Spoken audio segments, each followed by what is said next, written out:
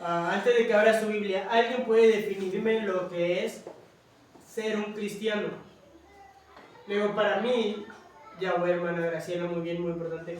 Para mí es muy importante, y esto lo hubiera querido aprender hace mucho tiempo. Yo creo que toda la vida vamos a aprender.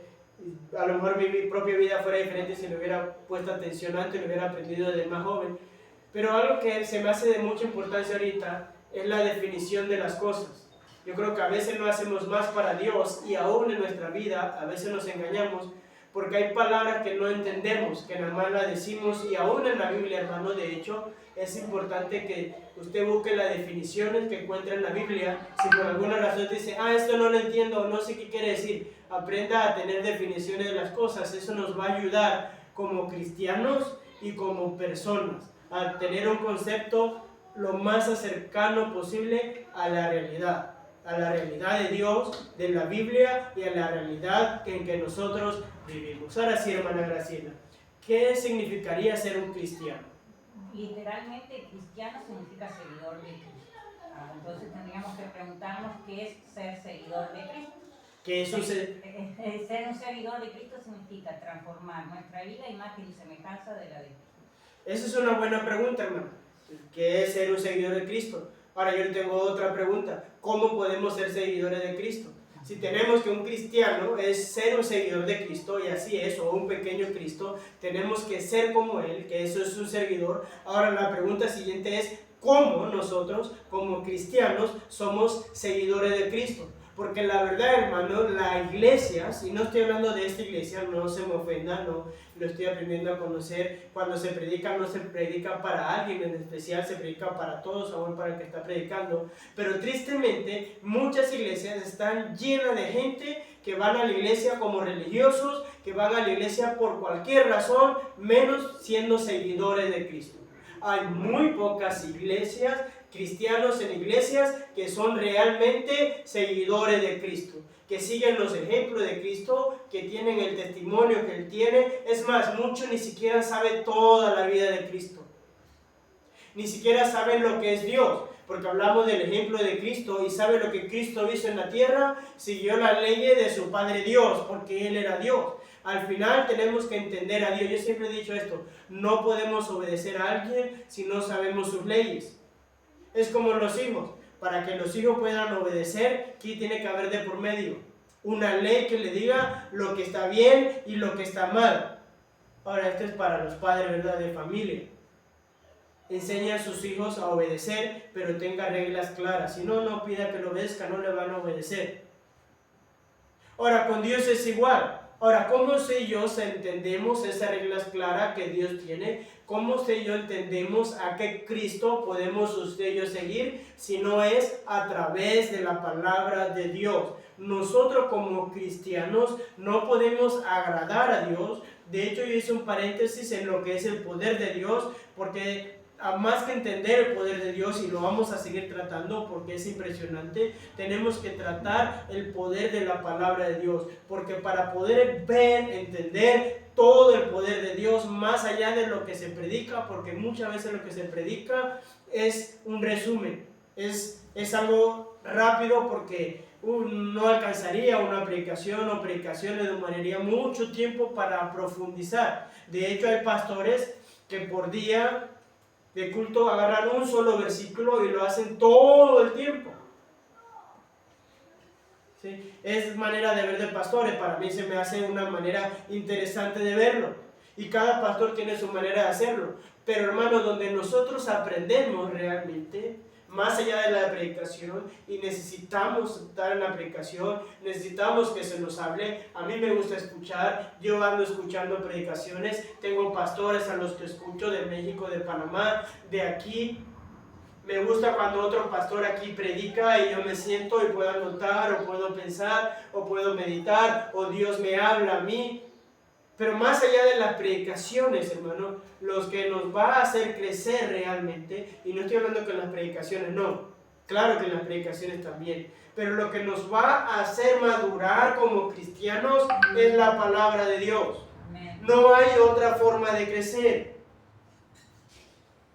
la que nos va a ayudar en nuestras debilidades, y no me quiero adelantar a esto porque lo vamos a ver, donde vamos a poder comprender lo que Dios realmente quiere es a través de la palabra de Dios. Como cristianos, hermano, no podemos vivir, y quiero que se aprenda esto y lo tenga en su mente. Ojalá si fuera desde ahora, o a lo mejor ya lo tiene, desde hoy en adelante, todos los días usted tiene que pensar: no puede agradar a Dios, no puede vivir una vida cristiana sin leer la palabra de Dios. La palabra de Dios, déjeme apagar esto porque ya ha sonado mucho. Permítame tantito. La palabra de Dios es el manual de vida del creyente. Y con Dios, hermano, no podemos vivir como pensamos vivir en este mundo, a veces que creemos que la sabemos todos. Miren, todos los artefactos electrónicos o de cualquier índole vienen con un ¿qué? Con un manual. Yo he trabajado haciendo módulos de cocina. La cocina lo armábamos y a veces se desarmaban y le teníamos que poner un manual de instrucciones para saber cómo se iba a usar.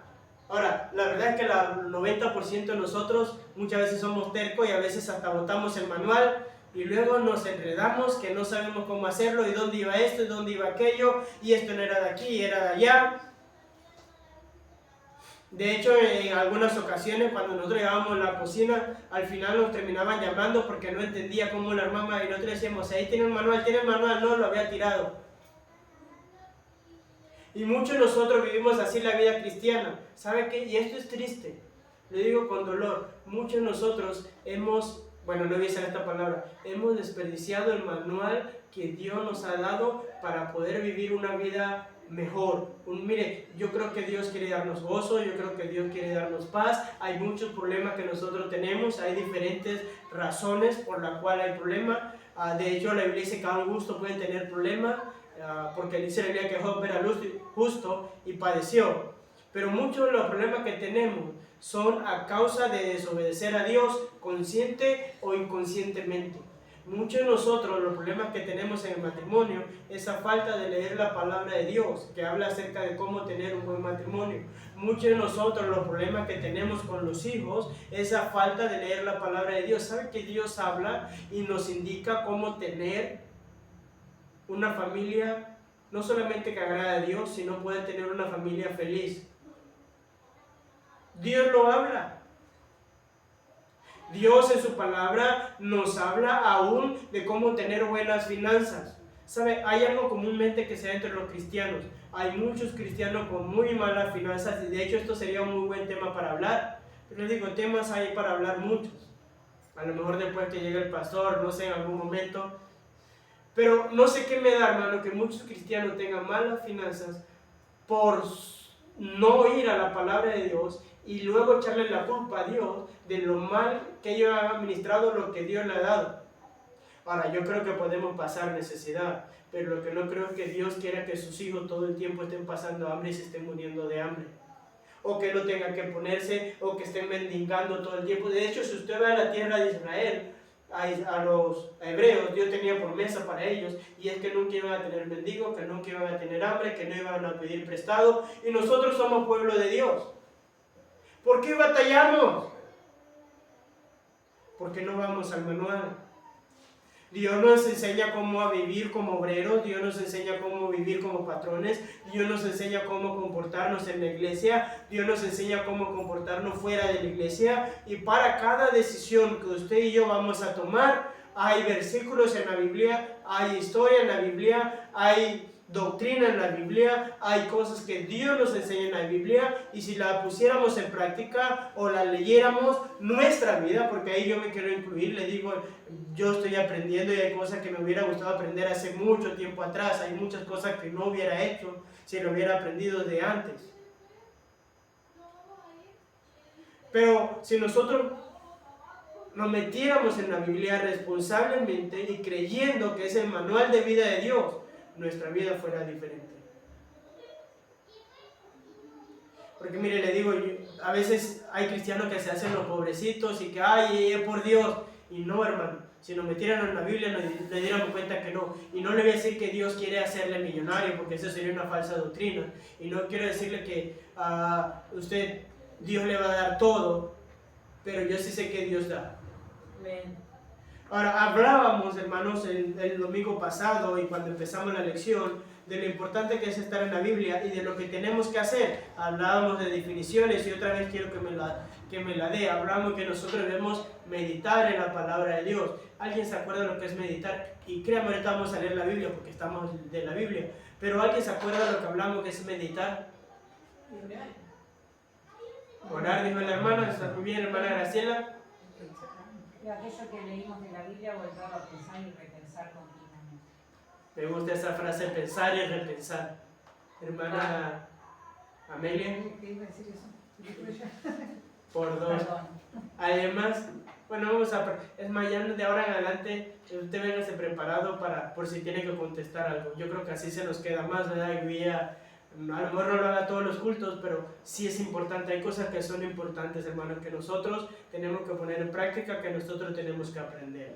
Vimos también, hermano, que nosotros tenemos que meditar la palabra de Dios. Vimos que antiguamente Dios daba instrucciones a la familia, a los padres, de enseñar la palabra de Dios y de repetirla. De hecho, esto de meditar incluye en sí el repetir, porque el meditar, pudiéramos decir también, es repetir una y otra vez pensamientos. Como repetir es como repensar. Cuando estamos repensando es repitiendo un pensamiento o un versículo en nuestra mente. Los padres tenían que repetir la palabra de Dios todos los días a sus hijos o a sus nietos. Yo sé que muchos tienen nietos aquí. A propósito, ¿cuándo fue la última vez que usted leyó la palabra de Dios, así como le hemos aprendido, pero no solamente usted solo, sino con su familia más cercana, con su esposo si lo tiene, o su esposa, con sus hijos o con sus nietos, si los tiene? Yo sé que algunos ya tienen hijos grandes que no viven con ellos, pero tiene sus nietos. Y usted dice, no lo tiene todo el tiempo, pero cuando los tenga. Es un buen plan porque le estaría enseñando bien. Ahora, ¿cómo lo va a hacer? Ni si usted mismo no lo hace, ¿verdad? De hecho, a propósito, y no quiero que conteste, esto es personal, ¿cuándo fue la última vez que usted leyó la palabra de Dios? Si usted me dice que hoy, amén, gloria a Dios, aleluya, y yo sé que hay personas que lo hay, hablamos de un plan anual, y siempre hay personas que lo hacen y hay personas que no lo hacen, por eso le digo esto personal. Si usted lo está haciendo, amén, gloria a Dios, aleluya, yo lo felicito de todo corazón, es la mejor decisión que usted puede tomar. Pero déjeme preguntarle otra vez, ¿cuándo fue la última vez que la leyó? Hoy de mañana. Y Muy ahora bien. cuando voy. Excelente. Usted puede decir, pastor, es que aburre. Y yo sé que hay libros, hermanos, que no entendemos, hasta yo mismo hay libros con los que batallamos, pero créame, va a llegar un momento donde usted va a poder deleitarse. Mira, a mí antes me costaba leer el Salmo 119. Yo decía, ¿cómo voy a leer ese Salmo? ¿Cuándo lo voy a leer? Es interminable. 176 versículos. Pero cuando me metí, lo comprendí, lo que hablaba, ahora es uno de mis salmos favoritos, le puedo decir. Pero hermano, tenemos más que leer la palabra de Dios, meditar la palabra de Dios. ¿Qué más? Debemos escudriñar la palabra de Dios. ¿Alguien sabe lo que es escudriñar? Ya lo hemos visto otra vez. ¿Alguien me quiere decir otra vez qué es escudriñar? Buscar atentamente, buscar con diligencia, estudiar. Nosotros debemos estudiar la palabra de Dios. Ahora, tratamos de hacerlo los miércoles y los domingos, pero esto es personal. Usted debe en su casa tomar un tiempo, así sea 20 minutos, de estudiar la palabra de Dios. Todo empieza de a poco. Si usted lee la Biblia fácil, ya está acostumbrado, puede leer mucho. Pero si no está acostumbrado, yo sé que no va a leer 30 capítulos en un día, ¿verdad? No lo va a hacer así. Pero si usted no lo está haciendo, con que empiece con un capítulo y lo estudie y averigüe e indague y pregunte, va a aprender más y va a saber entonces lo que Dios quiere de su vida. Pero ¿qué más para avanzar en lo de hoy? Notamos en la Biblia, hermano, que hay otra cosa que necesitamos hacer y es deleitarnos en la palabra de Dios. Y para mí eso es mucho más importante. Ahorita le digo, ¿cuándo fue la última vez que leyó la Biblia? Pero le voy a cambiar la pregunta, hermano. Y nada más piénselo, no me conteste. ¿Sí? Porque esto es entre usted y yo, entre usted y Dios. Si lo hace, qué bueno. Y si no lo hace, nada más Dios le está dando la oportunidad hoy de empezar a hacerlo. ¿Cuándo fue la última vez que usted se deleitó en leer la palabra de Dios? Que usted dijo, esto está interesante, y hasta que estaba leyendo y cuando se dio cuenta ya pasaron 40 minutos. Y usted dijo, ¿cómo pasó 40 minutos? Y de esa vez hasta que tiene que poner en pausa, aunque quiera, ¿verdad?, de estar leyendo la Biblia. De esa vez es como cuando vemos películas y se pasan las 2 horas de rápido. O como le decía el miércoles pasado, el miércoles pasado, o como cuando está leyendo, ¿verdad? Yo me he dado cuenta que aquí tienen una muy buena cultura de leer. Y leen muchos libros y se meten. Y he escuchado y conozco de gente que hasta en menos de una semana puede leer un libro completo. ¡Y qué bendición! Y está bien, porque aprende, porque sabe, porque tiene una noción, porque eso le da la capacidad. De hecho, leer es bueno porque te abre el cerebro, te da la capacidad de pensar más, de tomar más decisiones, y está bien. De hecho, eso me parece correcto. Pero si así como leer el libro, leyera la Biblia. Ahora, hermanos, hay bendiciones que nos da, o hay cosas que nos hace leer la palabra de Dios. La Biblia es la palabra de vida de Dios que alimenta y sostiene la vida espiritual del creyente como pan al cuerpo. Hermano, y le decía hace rato, no hay otra manera de crecer espiritualmente. Y tristemente hay muchos cristianos y aún hasta líderes desnutridos espiritualmente. De hecho, no sé si se acuerda, si ha leído, ahorita se lo voy a parafrasear, pero hay una carta donde Pablo tuvo que regañar a la iglesia y tuvo que decirle, algunos de ustedes debieran ser ya maestros. Y yo tengo que darle leche, así como un bebé, como un niño. Porque no, en pocas palabras, lo que él está diciendo, no han crecido nada. Se comporta como un niño.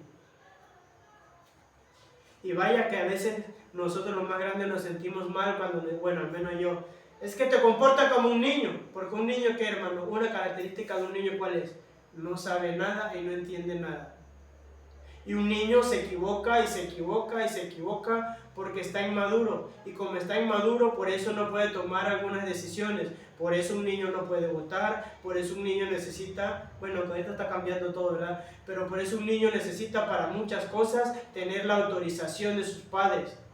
No puede viajar a otro país sin autorización, no puede tomar alcohol, no puede hacer más de 4 cosas. ¿Por qué? Porque se considera que un niño es inmaduro, porque no sabe de muchas cosas de la vida, porque no tiene experiencia.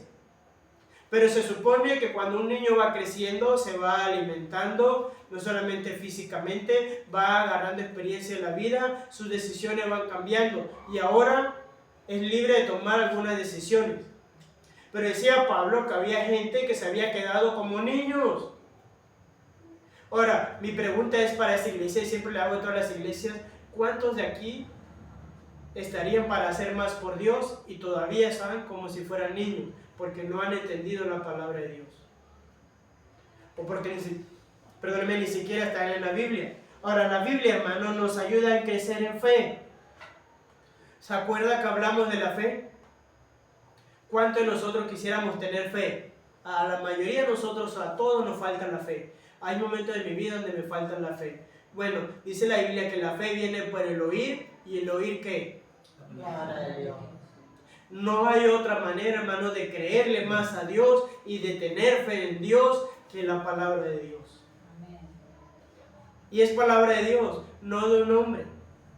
La Biblia, hermano, bueno, de hecho no hemos leído ni la hemos leído ya. Ahora sí, vaya a la Biblia, por favor, a 1 Timoteo 3, 16, 17.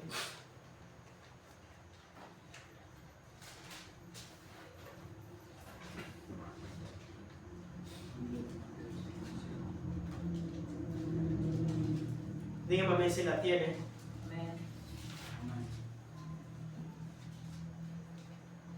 Los versículos de meditar, escudriñar y deleitarnos en la palabra de Dios ya lo hemos visto, por eso hoy, como le estaba haciendo un resumen, no lo leímos. Dice la Biblia, 1 Timoteo 3, 16. Segunda de Timoteo, perdón, siempre me equivoco aquí. Segunda de Timoteo.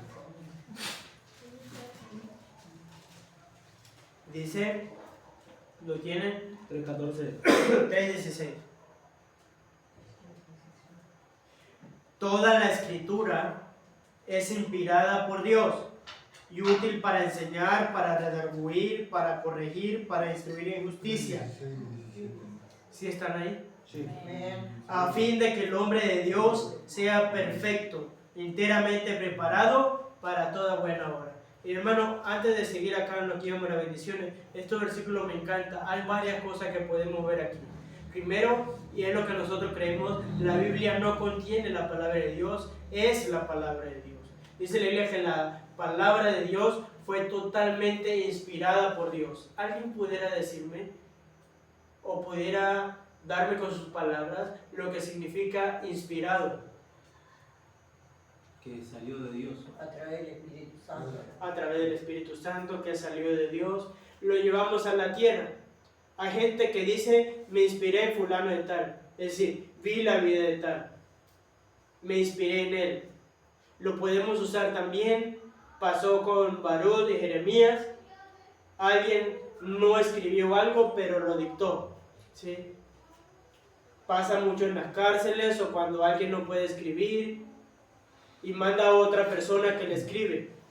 Yo sé de personas que no pueden escribir y en términos legales usan a otra persona, ¿verdad? Para que escriban a través de ellos. No sé si aquí se ve. Es como un poder o algo. Ahora, inspiración también se puede dar, es algo que no nos pertenece, sino es una de las definiciones, ¿verdad? Pudiéramos decir algo que no es de nuestra pertenencia, sino que es de pertenencia de otra persona. Entonces, hubo hombres que escribieron la palabra de Dios, pero no fue de ellos, fue de Dios. Ahora dice, toda la escritura fue inspirada por Dios. Pero dice, ¿útil para qué, hermanos? Para enseñar. Para enseñar. Nosotros sabemos lo que es enseñar. No tengo que darle una explicación clara. Es para aprender. Podemos aprender cosas nuevas, aunque no hay nada nuevo en la Biblia. ¿Sí? De hecho, lean la Biblia con la intención de aprender. Dice, redarguir. ¿Alguien pudiera decirme qué es redarguir? Tendría que buscarlo. No es una palabra que se usa mucho. Básicamente redarguir es como... Instruir. Sí, pero está la palabra instruir ahí, pero cuando se usa redarguir ahí es más bien como, no tan fuerte como lo que decir, pero es más o menos como regañar. Como un padre cuando regaña a su hijo que está mal, se puede decir lo redarguyó, le dijo estás mal, ¿verdad? Tienes que hacer esto. O sea, la Biblia cuando habla de redarguir es que nos habla en lo que estamos mal para que podamos cambiar. Es como regañar. Una forma de Aquí enseñar también. puede ser como una forma de enseñar, ¿verdad? Porque de hecho el regañar nosotros lo vemos mal, pero el regañar no es una... Si se usa como debe, de hecho aquí le usan... Nosotros entendemos regañar lo que aquí entienden por retar, he visto. Entonces, cuando usted reta a alguien, si se usa como debe, es más bien para enseñarle, para corregir el camino. Entonces, cuando Dios dice que nos redarguye, es porque Él quiere, de hecho más adelante lo vamos a ver aquí, corregir nuestro camino. Sí. De hecho, le digo, regañar bíblicamente, por eso están las autoridades, según lo que como Dios lo ve, no es malo. Nosotros lo podemos convertir en mal, ¿verdad? Y no podemos, es una función que se le da a los padres, es una función que tiene la autoridad y se escucha mal la palabra, pero la verdad es que Dios dice que la palabra de Dios también se usa para redarguir, para hacer cambiar nuestra manera de pensar, para que podamos cambiar de rumbo, de manera tal que si Dios le habla y usted se siente, ay, ¿cómo me habló Dios y por qué dijo eso? Dios se lo está diciendo para que usted pueda cambiar de rumbo. ¿Sí? Le digo, es como la relación de los padres a los hijos. Ningún padre regaña a su hijo o redarguye o reta a su hijo por mal, sino para que pueda cambiar de rumbo. Lo ve mal y usted le va a decir con la intención de que su vida pueda ser mejor. Dice, para corregir. Y luego dice, para instruir en justicia. ¿Pero para qué? ¿Cuál es el fin, hermano? Dice, a fin de que el hombre de Dios sea ¿qué? Perfecto. Enteramente preparado. Perfecto. ¿Qué es perfecto? Perfecto. Perfecto.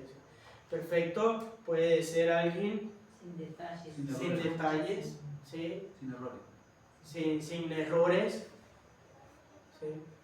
Pudiéramos hablar de alguien justo, pudiéramos hablar de alguien santo. Y ese es un tema muy largo.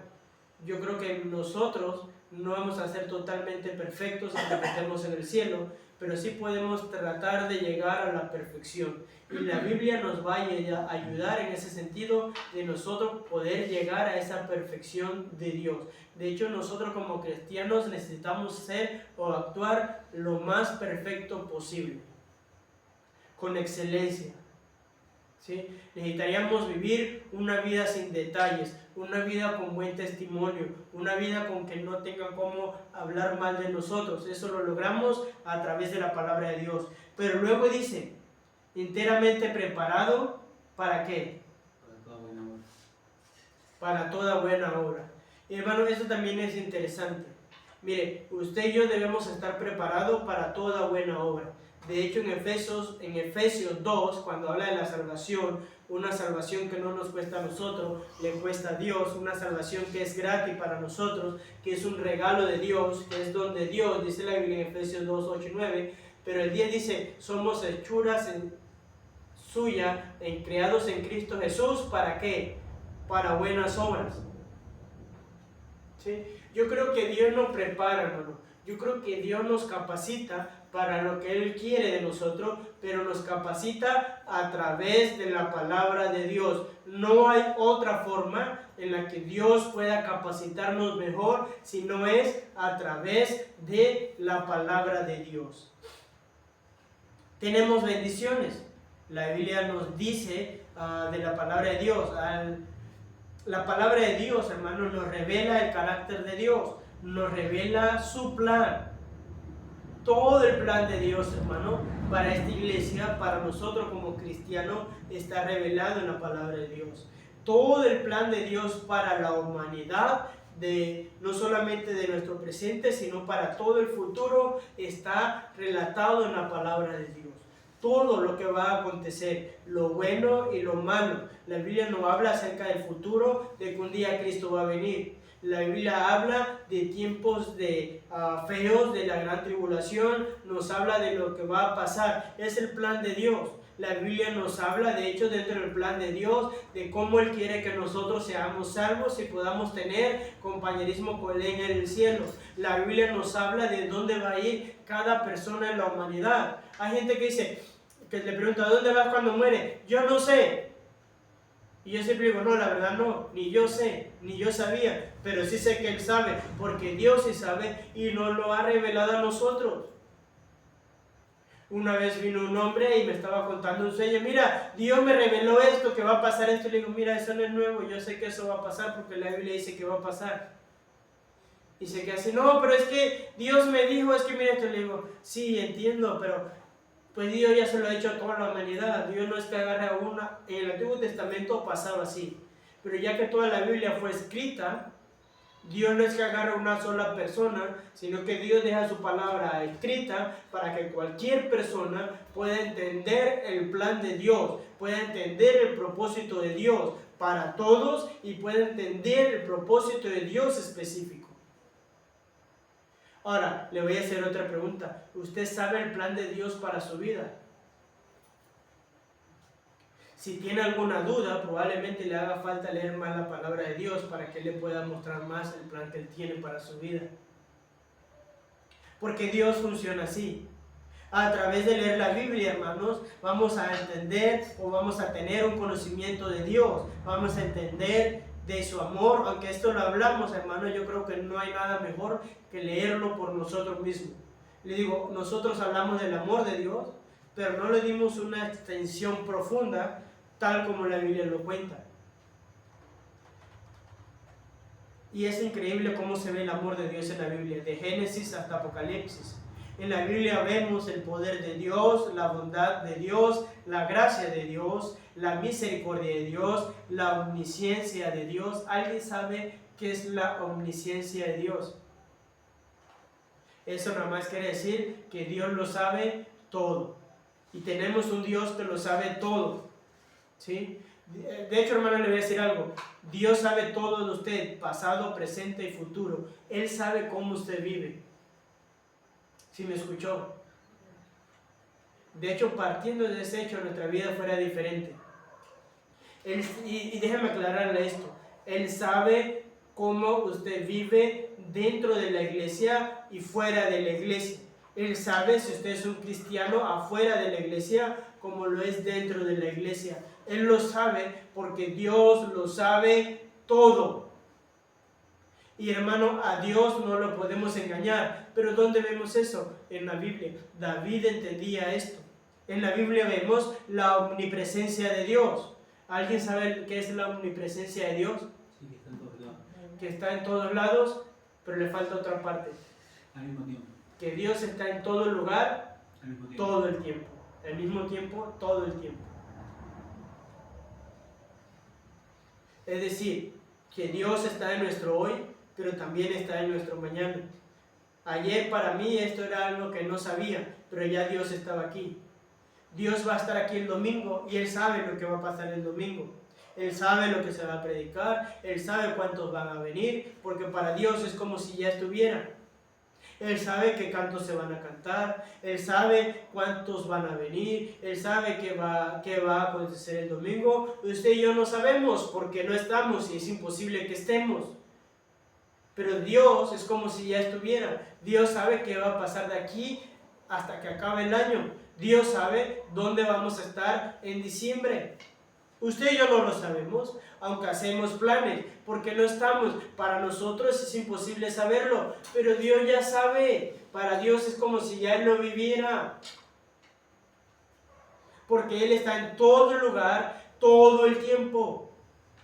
Eso es importante también tomarlo en cuenta. En la Biblia vemos a Dios hacer milagros, vemos la santidad de Dios, vemos la promesa de Dios, vemos el propósito de Dios para la iglesia otra vez y también vemos su propósito divino. La Biblia nos ayuda a descubrir el plan de Dios. La Biblia nos ayuda o nos da significado. La Biblia nos revela el plan perfecto y divino de Dios para salvación. La Biblia nos guía en nuestra vida en cuanto a principios morales.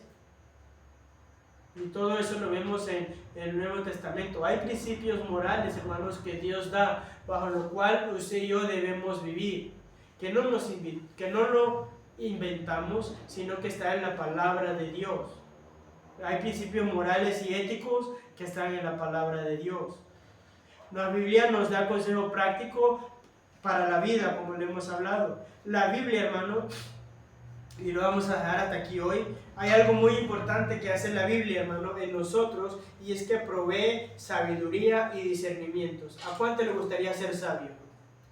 Y no equivocarse, ¿verdad? Bueno, la Biblia dice, me encanta Proverbio habla mucho de la sabiduría, nos anima a ser sabios, pero la Biblia dice que el principio de la sabiduría está ¿dónde? En el temor de Dios. Ahora, no podemos temer a Dios si no estamos en la palabra de Dios. La Biblia también dice, si usted lee Proverbios 2, el principio de la sabiduría es el temor a Jehová, pero luego dice el 2, que Él es toda sabiduría y Él da la sabiduría ¿a quién? A quien Él quiere. Ahora, si usted quiere adquirir sabiduría, tiene que estar metido en la palabra de Dios. Si usted quiere equivocarse lo menos posible, tiene que estar metido o tener una relación íntima con Dios, porque Él es el dueño de toda sabiduría. Ahora, hermano, está viendo lo importante que es la palabra de Dios. Y quiero terminar con esto. Póngase de pie, por favor. Quiero terminar como empecé. Hermano, ¿qué tan metido está en la palabra de Dios?